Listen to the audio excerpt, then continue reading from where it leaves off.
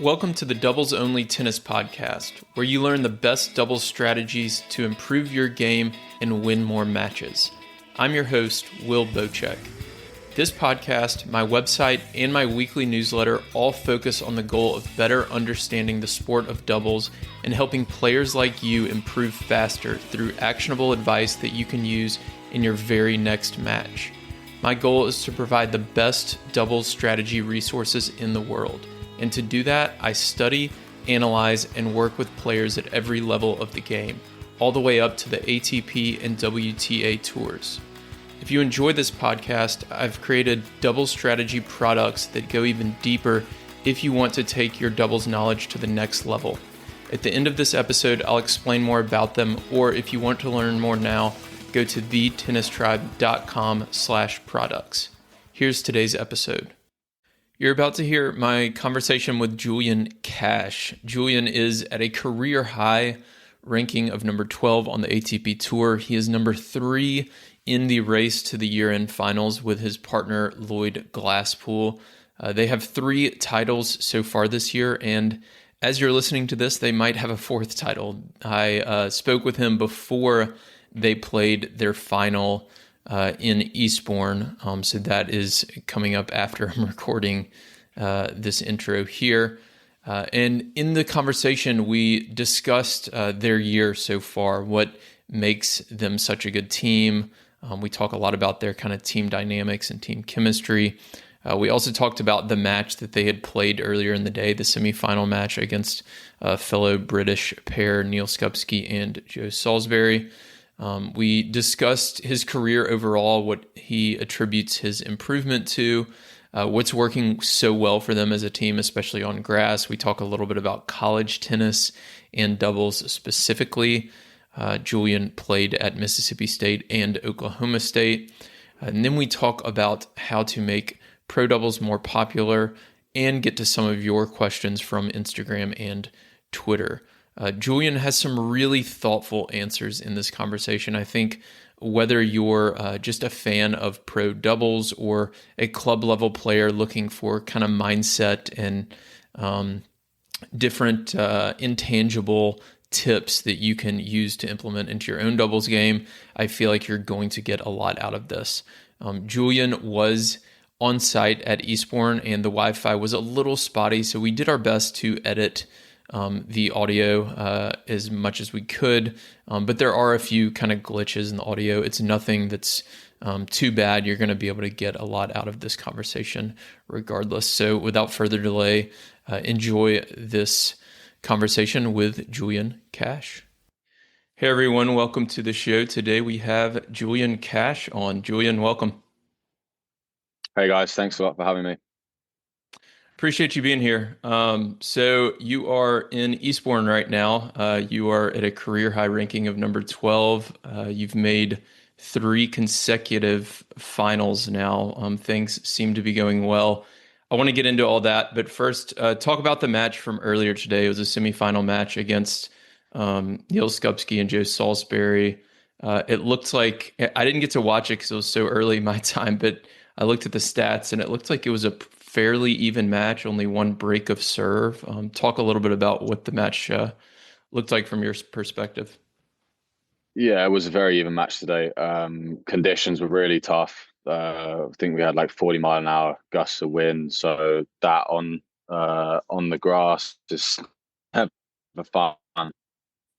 So it was kind of just who could keep ahead and keep pushing, and I think we managed to stay cool. Lloyd helped me a lot today on that front, and just kind of tried to trust ourselves that we'll come up with some good tennis in the big moments, and we were able to do that.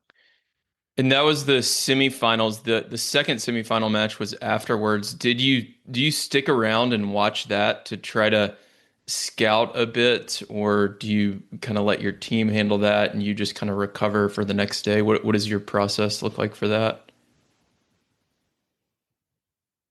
Sometimes my team would stick around and watch, but I prefer to watch personally. I learn a lot more from looking at it on my iPad. I can kind of pause things, slow them down, do it like that. And I've got other stuff to do. I've got to go and eat physio and do other bits. So for me, I prefer to kind of just take care of myself my match is done. And then I use my evenings for the scouting and stuff. It's maybe not the best way because then my whole day ends up being tennis, but that's how I work best. Yeah. So I want to step back and look at kind of your career overall. So I was doing some research before the call, and I looked at your ATP profile. It looks like your year to date prize money is more than half of your overall career prize money. So this is certainly a great year for you. Um, but this kind of started, I mean, your ranking has steadily progressed the last uh, 5 years or so. Talk about what's changed for you over the last several years, and what do you attribute that kind of consistent improvement to? Yeah, I mean, I think if you looked at every year, it seems to have kind of doubled every year, both my ranking and the prize money. But it's for me, it's just kind of sticking to the same stuff. I don't think I'm playing like a completely different level than I was a year or two ago. Um, just dealing with different scenarios better, I would say, picking up on things that opponents are doing, and also just trusting myself again in those big moments. Also in doubles, I mean, you have to play so many weeks to get up the rankings. There's not that many spots in the bigger events. To get into the Masters last year, I was 35, I think, and I was missing Masters cuts. So yeah, it's a very difficult journey to climb the rankings. You need a lot of consistency. Every time you're playing a match, everyone else is playing for twice as many points. So it's really tough to climb those rankings. And I've been fortunate that once I've been given the opportunity to get into some of those events and make the cuts, I've made the most of them and been able to push on. Talk about 2022 for a second, y'all. You and Henry Patten won 10 challenger titles, which was a record that still stands today. Talk about that run. And I don't know if I'm remembering this correctly or exactly like where your ranking was at the time, but I think I remember y'all at a certain point were able to get into some ATP level matches, but y'all continued to play some challengers. Correct me if I'm wrong on that, but talk about that year overall and kind of what went so well for you. Yeah, I mean, to start on that point, not completely wrong, but we had absolutely no idea what we were doing. In all honesty, I didn't even know how to enter ATP events and stuff like that. So um, there were some that we would have got into, but we kind of didn't know at the time, and we were trying to make decisions earlier um, than that. Really, like if we would have waited and seen like the final list, then yes, we would have got in. But the other problem we had was we were in America. We were doing well out there, consistently putting a good shift in, week out, and the ranking was climbing. So it was kind of like with a lot of those weeks, it was like, okay, maybe we get into Stockholm 250, but then do we just have to come back to America because we don't know if we're in the week after and stuff like that. So it was a little bit of a scheduling thing. Also, us being unaware really of like, okay, actually, like those are the types of like I know now those events, there's always one or two pairs drop and things happen. But yeah, we just weren't aware, and for us, our goal was set on Australia in January, uh, and we were on a trajectory, so we wanted to kind of keep that momentum and keep pushing on. But yeah, I mean, it was a crazy. I think we spent almost 5 months on the road without going home, which in hindsight is mental. I'm not sure I could do that again, but we were very fortunate to have each other. I also think we were both learning a lot every week, which kind of kept us pretty occupied. We weren't just playing matches and stuff. Like literally every match, we were learning new things in constant communication with our coaches and stuff. And it did make the whole thing quite enjoyable. I think anyone can attest to the fact that if you're improving, things are fun. And we were improving on that trip. So, yeah, we were able to make the most of it, and we met some incredible host families along the way out there too, which made our time a lot more enjoyable. It gave us some home comforts on such a long stint. So we were very fortunate in many areas, and it was a time that obviously set us up for where we both are now. And yeah, I'm glad we put that shift in back then. You mentioned learning a lot during that time. What is one thing that you learned that you still use today during that stretch? I think that not everyone feels as comfortable on the court as they might look. I think it's like very easy. Doubles is so fast paced. Things are happening here and there. Like you might be missing some serves, or you might have missed this, or returns aren't feeling good. But actually, uh, like when you look at the other side of the net, it's very much the same for them. I mean, on a day like today, something like that stands true more than ever. I mean, I've personally felt pretty bad out there. Like nothing in my game felt quite normal. But I know full well that they're feeling the same. They're struggling with the wind. They're shanking balls. Like it's not easy. So for me, really, that's the thing that stood out through that trip the most. I love that answer. So I want to talk about your partnership with Lloyd now. You have made three straight finals. You're, I think, 10-1 now on grass. And then I looked back at kind of the last calendar year for you as well, and y'all have made seven, or I think now maybe eight finals since October of last year. Mhm. What is going so well in this partnership? And talk about grass specifically. I think there's a couple of things that work for us. I think both our values and our goals in the sport are aligned, which I think is very important. We both have a vision to get to the top of the sport and are willing to put in the work and the hours to get there. Um, and then with that, I think we've learned a lot about each other, both on and off the court, how to work well together, how to boost each other when one's not playing well or not feeling well or they're tired, and things like that, which actually I would definitely say we both improved in the last 8, 9 months for sure. But I think our ability to help each other out and perform as a team is what's giving us these consistent results. It's pretty rare that you go and have your best day of tennis, and when there's two of you on a court, the chances that that's together is pretty slim. And so for us, it's more about finding ways through it and actually doing all the small things as a team well to give ourselves the best chance of winning matches when actually maybe we're not playing our best. Because that's how realistically you get through a draw, especially in the 2 week tournaments that are so long.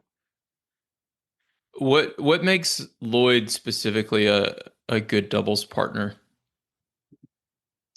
It's a good question. I mean, I think our games match each other very well. We're both big servers. So I think on any given day, if some things aren't going well, we'll always push a team to the end.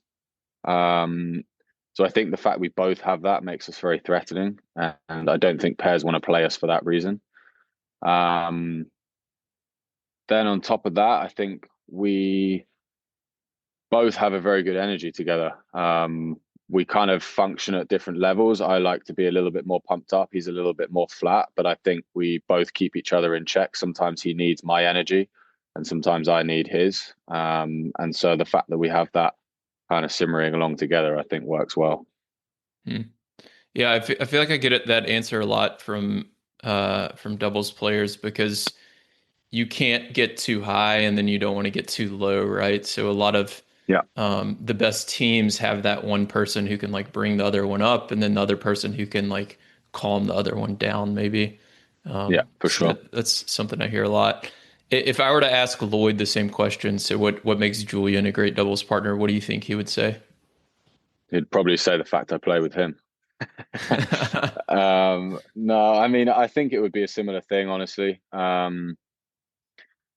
mean, you have to get him on and ask him, but yeah, I think it would be a very similar answer. I think our games suit each other very well. We have a very similar identity, and a very similar mentality in what we're trying to do. So we obviously both work with Louis and both buy into that stuff. So I think that helps us. It reduces a lot of conflict in the team if we ever have things that like he brings to the equation or I bring something like, what do you think about this, that, the other? We always kind of give final decision to Louis, and that kind of we both fully buy into that, and it gives us both the opportunity, one, to voice things, knowing that it's not going to be like taken personally or anything like that, but also then actually, if we do disagree on something, that we've got a voice that can kind of put it to bed, and then we both buy into whatever answer's given. If you could take one lesson you've learned from Louis and send it out to the doubles players all over the world, including like club level players, what would that lesson be? It's a tricky one. I mean, obviously, a lot of the work he does is on positioning. But if it was like a lesson that he's taught me, I think he's pretty big on giving yourself two chances to win. Um, and he kind of describes that in the sense of like, if you go out and play well, then you win the match. If they go out and play well, they win the match. But what he doesn't want you to do is lose the match. And kind of what he means by that is like, we have a system that we play under. We have a lot of like different patterns, and it's staying true to that stuff. So when the big moment comes, if I know I'm supposed to put a volley there, I commit to doing that. It's that I don't make the bad decision. And then that means if we're going to lose a match, it's on the other guys to beat us. It's not because we're going to beat ourselves doing stupid things, trying to hit lines, trying to go for the small targets on the court. And again, I think maybe like in 1 week that doesn't pay off, but I think over a 12-month period, when you try and play those odds and truly commit to them, I think it does pay off. And it also gives you confidence in the tighter moments to that you do know what you're going to do before it kind of happens. And it gives you a better chance to stick to that. Yeah. I mean, it certainly seems to be paying off if you look at the rankings and how many British guys are inside that top 50, top 20, and Yeah, so for on. sure. So I want to ask about college tennis. So you played at Yep. Mississippi State, Oklahoma State. You were number one in college doubles. I actually spoke earlier this year with JJ Tracy in Dallas, and I asked him how he plans to prioritize singles versus doubles, and he seemed totally content with a doubles career. Is that something that you feel like more and more players are kind of buying into, or a lot of I guess the doubles like haters say that doubles is for failed singles players. Do you feel like more college tennis players are, just saying, I'm going to just push singles aside and go straight for doubles? How do you kind of view that? I think, yeah, I mean, it's definitely happening more. Those two guys are obviously an example of that. They came straight out of college and went for it straight away. Um, I think some younger guys have shown that it's possible. Henry and I being an example of that. We were 26, which in the doubles world is honestly babies. Everyone else is 35 plus. So um, I think, and there's been other people that have done the same thing, and they've kind of showed that it is possible to do when younger. You don't have to play a full singles career and then try and add some years to that career at the end. Obviously, the money's got better as well. I think the level is extremely high right now. There's a lot of pairs, as you're seeing in all the slams and masters. There's so many different pairs winning these big events at the moment. Um, but yeah, I mean, it's a tricky one. Like for me, I wanted to play singles, but I think part of that is because it's something you're always told. Doubles obviously doesn't get the publicity that I think it should, and that it deserves. And so then it's like anything. If you're a kid and you're watching singles, well, that's what you're going to aspire to be. So I think the narrative kind of pushes you down that route because it's just how everything's set up. I mean, I think of so much junior tennis. Like I didn't play much doubles when I was a kid. It was all around singles. I just think that's the way that we're brought up and taught to play. So um, I truly see it as it's like if you went into cricket and compared the 2020 batters to the guys playing the test matches, like it's a very different skill. And yeah, maybe some of the doubles guys don't make it in singles because of their skills that they have in doubles don't work on a singles court. But I don't think that makes it better or worse of a sport. It's just a different version of it. And I think as it shows in so many of the events, I think the doubles guys beat the singles guys more often than not. Um, Obviously, when the singles guys come out and play lights out, they can beat anyone on any day for sure. But I think generally the doubles pairs are winning those matches more often than not, and so that does show that it is a different skill set that gets you through the matches. Yeah, 100%. A couple of questions from Instagram and Twitter, and then I will let you run here and get ready for your finals. So Tennis Pig from Twitter asked, do you feel added pressure or more relaxed playing as Brits playing Wimbledon as a Brit? It's a really good question, honestly. I think certainly in my first few years, I felt a lot of pressure playing in England. Forget Wimbledon. Just playing in England itself, you have suddenly like 20 LTA staff around. There's just a lot of people going. Like it's family, friends. People want tickets. There's this, that, and the other. It kind of never stops. And I definitely found that quite overwhelming. My schedule last year would show that. I chose to play in Mallorca instead of Eastbourne. Eastbourne's only 40 minutes down the road from my parents' house. So kind of a weird decision, but actually I felt for me at that time, I just wanted to keep my head down and go and play matches without any of the distractions. Um, but this year, I mean, obviously we won Queens last week, and I think shows that I'm in a different head place. I'm able to deal with that stuff better. Um, but it's definitely not easy. I mean, you get asked all kinds of questions by media, by friends, by anyone. Even when you're signing autographs, people just say stuff. Uh, and yeah, you've got to block a lot of it out, for sure. But I think most of the Brits do a really good job of rising to the occasion. We're obviously very lucky to have a grass swing here. So many of the guys capitalize on wild cards, as me and Henry were able to do back in 2022. And so I think generally it brings the best out in a lot of people. It's just about creating a positive energy and not, well, yeah, trying to not add that pressure. Just I think supporting all the players and keeping that positive energy going and trying to use the fact that we're at home to our advantage. Lily from Twitter asks, how do you feel about playing old partners? Is it easier, harder? Don't care, depends on who it is. And then specifically talk about playing against Henry.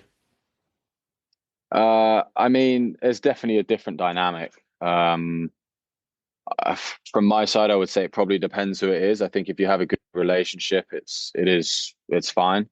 Um, like obviously you know each other very well, and it is slightly different. But um, the flip side of that is I'm friends with a lot of guys on tour, and I play them week in, week out. It doesn't necessarily matter if I've played with them or not. We practice together a lot. There's so many things going on, so I would say yes, it's different, but for me, it's not an issue. Again, play so many matches throughout the year, win so many, lose so many.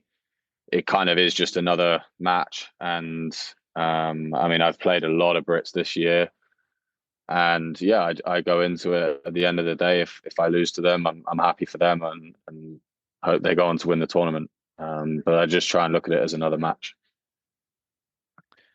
Uh, Tennis plus UFC from Twitter asked, what does Cash think of the name Cash Pool for him and Glasspool? Could we make t-shirts? Could I get a percentage? Yeah, the cash ball's been thrown around a little bit. I think the LTA have been using it, and I did see a flag with it on at Queens, which is kind of funny. Oh, But nice. yeah, we not sure there's many other options for us really. I wouldn't say it's the most amazing name, but I guess it works. I'm not sure what else we could go with. So last question, thoughts on the mixed event at the US Open, and then more generally, how can we make ATP doubles more popular? Uh, Mixed event at the US Open. I think I'm completely split on it, is the honest answer. I think for us doubles players, it's a real shame. I look forward to mixed doubles at every event. Being completely selfish, I've only just started getting into them, so this is kind of my first year of playing them, not on a wild card at Wimbledon. So I'm personally gutted that I can't go and play there. But the flip side of it, I fully understand why it's been done. I think it will be a great event. It's going to make a lot of money. I hope it goes as well as they plan, and I'm sure it will. Um, and a lot of the money we would have made in mixed last year has been put into the doubles draw anyway. So it's not like financially we're actually going to be worse off for it. But still, from a personal perspective, I would have loved to have the chance to go out there and compete. But it is what it is. Yep. And how can we make ATP doubles more popular? For me, I think it's hard to look past anything other than exposure. I know from myself, like if you know someone on a stage or on a court, or you know someone in a band, like you're interested in what's going on. Kind of doesn't matter what's happening. I think the doubles product at the highest level is fantastic.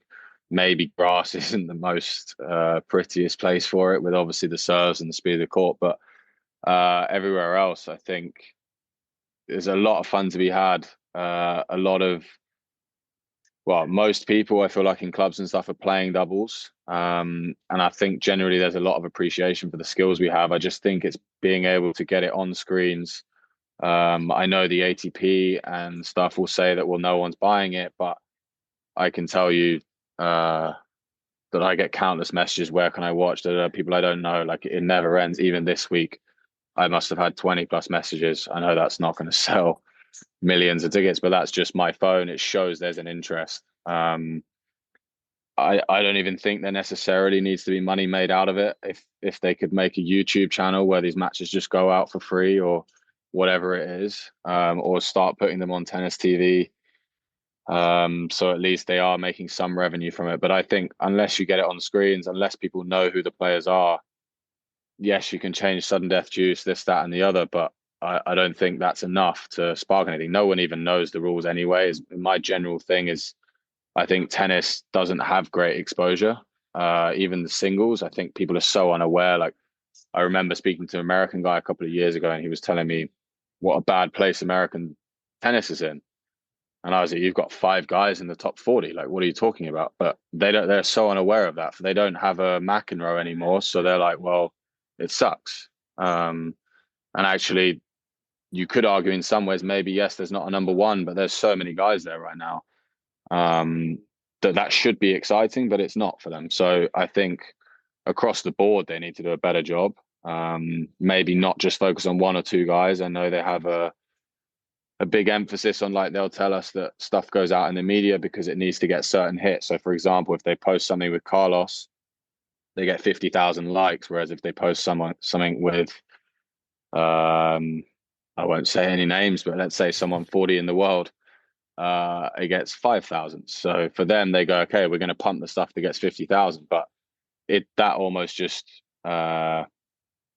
drives the same wheel of, okay, well, now Carlos is getting more exposure, and the other is getting none. So that's going to become 60,000, while the other one's going to stay at 5.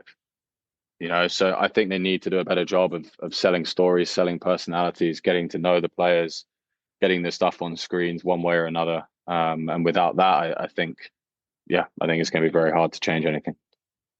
It's really well said. Julian, thanks a ton for coming on, and good luck in the final in Eastbourne. Absolutely. Thanks a lot for having me. I appreciate it.